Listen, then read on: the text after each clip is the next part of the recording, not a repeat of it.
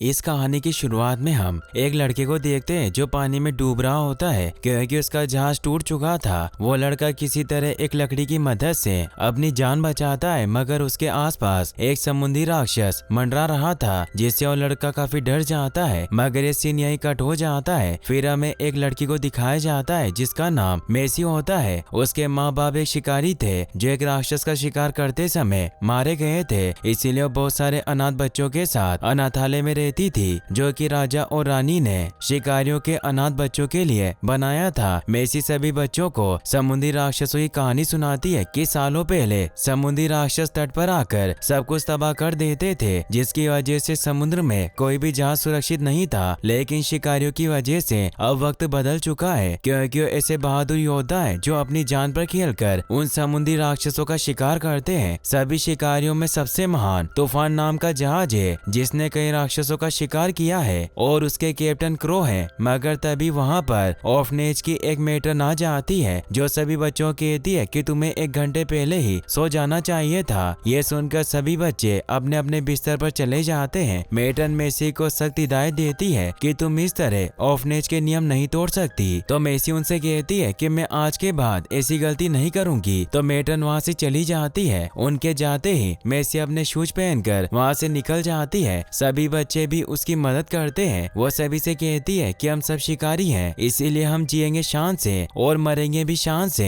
ये कहकर वहाँ से निकल जाती है। वहीं फिर हमें समुद्र में तूफान जहाज को दिखाया जाता है जहाँ लुकआउट नाम की एक लड़की जेकब नाम के लड़के से कहती है कि उन्होंने पानी में बहुत बड़े राक्षस को देखा था। कैप्टन क्रो जेकब के पास आकर उसे कहते हैं कि सामने जो राक्षस दिखा था वो रेड ब्लास्टर है जिसने 30 साल पहले मेरी आंख को फोड़ दिया था, जिसका बदला मैं उसे मार कर लूंगा। लुकआउट कैप्टन से कहती है कि एक राक्षस ने शिकारी के जहाज पर हमला कर दिया है, हमें उनकी मदद करनी होगी। मगर कैप्टन ऐसा करने से मना करते हैं। जेकब कहता है कि शिकारियों के नियम के हिसाब से हमें उनकी मदद करनी होगी क्योंकि हम सभी शिकारी एक हैं। कैप्टन जेकब की बात मान लेते हैं और शिकारियों की मदद करने चले जाते हैं। समुद्री राक्षस जहाज को देखकर उसके नीचे जाने लगता है। जेकब एक बॉल को भाले की मदद से राक्षस को लगा देता है जिससे कि पानी में राक्षस का पता चल सके। राक्षस जहाज के नीचे जाकर उसे पलटने की कोशिश करता है जिसकी वजह से एक लड़का पानी में गिरने वाला था, मगर जेकब उसे बचा लेता है और उसे छुपने को कहता है। जेकब देखता है कि मछलियों का जाल कटा हुआ है और परिंदे उनके जहाज के ऊपर है, इसका मतलब राक्षस हमारे नीचे है। तभी राक्षस जहाज को टक्कर मारते हुए निकलता है और जहाज को अपने मुंह में भरकर हमला कर देता है और राक्षस के सर में भाले से वार करता है जिससे राक्षस को गुस्सा आता है और जेकब को अपनी पूंछ से मारकर पानी में गिरा देता है और उसे अपने मुंह में दबाने की कोशिश करता है, लेकिन जेकब उसे बच जाता है। क्रो राक्षस को भाले से मार देते हैं और जब पानी से बाहर आते हैं तब अचानक राक्षस उन्हें अपने टेंटिकल में पकड़ लेता है और अपने साथ अंदर ले जाता है, मगर जेकब उन्हें बचा लेता है। सारा कहती है कि जहाज की लकड़ी कमजोर हो गई है, तो क्रो जहाज को वापस घर ले जाने को कहते हैं और वहाँ से चले जाते हैं। वहीं सभी लोग जेकब को कैप्टन क्रो से दूर रहने को कहते हैं, लेकिन जेकब कहता है कि मैं मरने से नहीं डरता। सारा आकर जेकब से कहती है कि कैप्टन तुमसे बात करना चाहते हैं। जेकब क्रो के पास जाता है तो कैप्टन कहते हैं कि हम घर जाएंगे और राजा से अपना इनाम लेंगे और जहाज ठीक कराकर फिर से समुद्र में उस लाल राक्षस को मारेंगे और मेरे बाद इस जहाज को मैं तुम्हें सौंप दूंगा, क्योंकि मैंने तभी सोच लिया था जब तुम मुझे समुद्र में मिले थे, हमें तुम्हें एक आग दिखी और मुझे ऐसा लगा कि किस्मत ने मुझे एक बेटा सौंपा है जो कि तूफान का कप्तान बनेगा। जेकब कहता है कि मैं भी सभी समुद्री राक्षस को मार गिराऊंगा। क्रो जेकब को गले लगा लेते हैं। सभी घर पहुंच जाते हैं। सारा सभी लोगों से कहती है कि हम ज्यादा दिन घर नहीं रुकेंगे। तो जेकब कहता है कि राजा इस सिंह के बदले अच्छा इनाम देंगे और सब जहाज से उतरकर पार्टी करने लगते हैं। तभी जेकब के पास मेसी आकर कहती है कि आप जेकब हो ना जिसने 2 दिन में 4 राक्षस मारे थे। तो जेकब कहता है कि 2 दिन में 5 मारे थे। मेसी जेकब से कहती है कि मैं भी शिकारियों के खानदान से हूँ, मेरे माता पिता भी शिकारी थे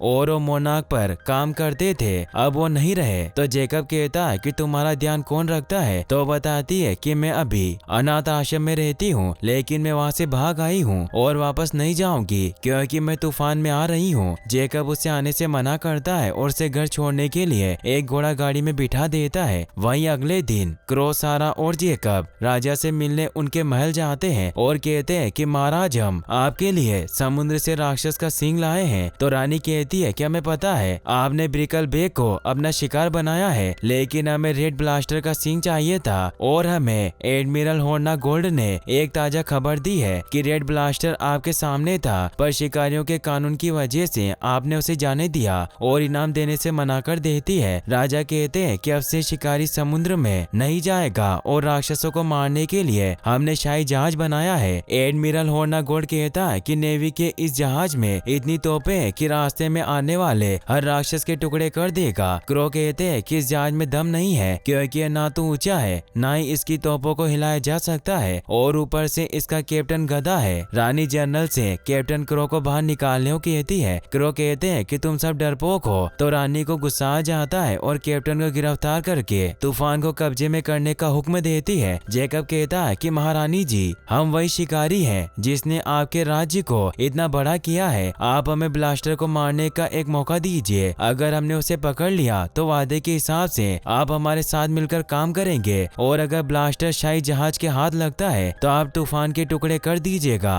और हम मान लेंगे कि दुनिया को शिकारियों की जरूरत नहीं है। एडमिरल जेकब की चुनौती को स्वीकार कर लेता है। राजा क्रो को जाने को कहता है। वहीं क्रो सारा और जेकब के साथ ब्लास्टर को पकड़ने का प्लान बनाते हैं और समुद्र में चले जाते हैं। क्रो कहते हैं कि कोई भी खुले समुद्र में नहीं गया और जेकब को जहाज का कप्तान बना देते हैं और जश्न मनाते हैं। मेसी एक ड्रम में छिपकर जहाज में आ जाती है। जेकब जब उसे ड्रम में देखता है तो उसे कहता है कि तुम यहाँ क्यों आई हो, हम तुम्हें अगले बंदरगाह पर उतार देंगे। क्रो पूछते हैं कि बच्ची कौन है, तो मेसी क्रो की तारीफ करती है। क्रो भी उसे जहाज में रहने की परमिशन दे देते हैं। सारा मेसी को एक रूम में छोड़कर उसे एक चाकू देती है। मेसी सारा को किताब में उसका चित्र बताती है मगर सारा वहाँ से चली जाती है। क्रो जेकब से कहते हैं कि अभी हम ड्रेग मोसी में हैं। जेकब कहता है कि ब्लास्टर भी हमें मिल जाएगा बहुत जल्द। वहीं मेसी चाकू की धार करने लगती है जिसे देखकर क्रो कहते हैं कि मुझे इस लड़की में वही आग दिखती है जो मुझे तुम्हें दिखी थी और वो मेसी को सोने भेज देते हैं। लेकिन तभी ब्लास्टर उन पर हमला कर देता है। जेकब सबको जगा देता है और सभी ब्लास्टर पर हमला करने के लिए तैयार हो जाते हैं। मेसी जेकब से पूछती है कि ये सब क्या हो रहा है, तो जेकब उसे कमरे में जाने के लिए कहता है और खिड़की से दूर रहने को भी कहता है। वहीं क्रो ब्लास्टर पर हमला करते हुए उस पर भाला फेंकते हैं और वो भालों की रस्सियों में फंस जाता है। ब्लास्टर गोल गोल घूमने लगता है और उसके साथ जहाज भी गोल घूमता है। क्रो भाले से ब्लास्टर को मारने जाता है लेकिन जेकब उन्हें ऐसा करने से मना करता है, लेकिन क्रो उसकी बात नहीं सुनते। मेसी देखती है कि सबकी जान खतरे में है इसीलिए वो रस्सी को काटने लगती है। क्रो उसे ऐसा करने से रोकते हैं लेकिन मेसी नहीं सुनती। क्रो जेकब को मेसी को रोकने कहते हैं लेकिन जेकब उसे नहीं रोकता और वो रस्सी काट देती है। मेसी और जेकब दोनों पानी में गिर जाते हैं और पानी से निकलकर एक नाव में बैठ जाते हैं जहाँ क्रो जेकब से मेसी को उनके पास लाने को कहता है, लेकिन जेकब उसे क्रो के पास नहीं ले जाता।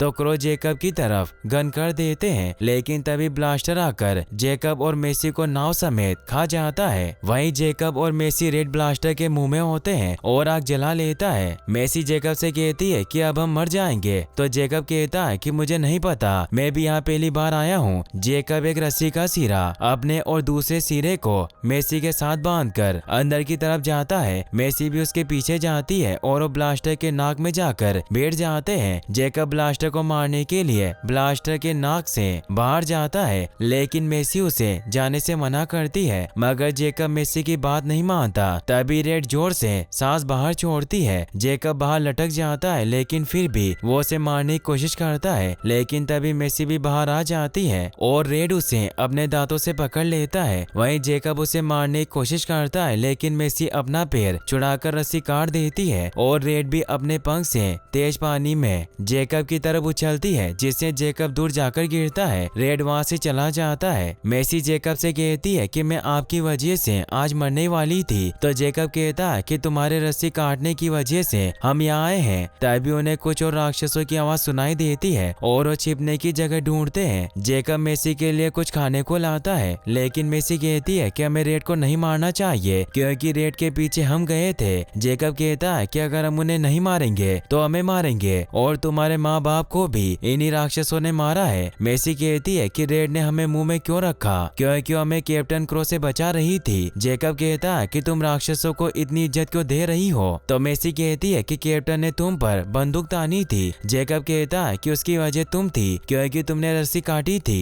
जेकब बाहर चला जाता है। वहीं क्रो जहाज पर अकेले बैठे होते हैं। सारा क्रो से कहती है कि राक्षस चला गया। क्रो कहते हैं कि वो जेकब को ले गया और वो जेकब को मरा हुआ मान लेते हैं। उन्हें लगता है कि जेकब को रेड ने खा लिया होगा और वो अब नहीं लौटेगा। सारा क्रो को बताती है कि जहाज में छेद हो गया है, हम ज्यादा देर तक रुके तो जहाज डूब जाएगा। क्रो कहते हैं कि हम मुकेश आइलैंड जाएंगे, लेकिन सभी लोग कैप्टन को ऐसा करने से रोकते हैं, लेकिन वो किसी की नहीं सुनते क्योंकि क्रो रेड से अपना बदला किसी भी हालत में लेना चाहते थे। वहीं अगले दिन सुबह मेसी देखती है कि जेकब के बैग में से एक राक्षस का छोटा बच्चा निकलता है और वो मेसी से दूर भागता है। मेसी उसे पकड़ लेती है और एक राक्षस के अंडों के पास पहुंच जाती है और उसके पैर से एक अंडा फूट जाता है। तभी जेकब वहां जाता है और उस राक्षस के बच्चे को फेंककर मेसी को उठाकर वहां से चलने लगता है, लेकिन जेकब से बहुत सारे अंडे फूट जाते हैं और उन अंडों में से बच्चे निकलते हैं जो कि जेकब और मेसी के पीछे पड़ जाते हैं। तभी वहां पर उन बच्चों की मां आ जाती है। जेकब और मेसी वहां से भागने लगते हैं तो जेकब के पीछे एक बच्चा रह जाता है जिसे मेसी पानी में फेंक देती है और वो रम पेपर आइलैंड जाने की सोचते हैं, लेकिन तभी उन पर एक राक्षस हमला कर देता है तो रेड ब्लास्टर आकर उन्हें बचाती है। रेड से डरकर वो राक्षस भाग जाता है, लेकिन मेसी पानी में गिर जाती है। मेसी को एक राक्षस का बच्चा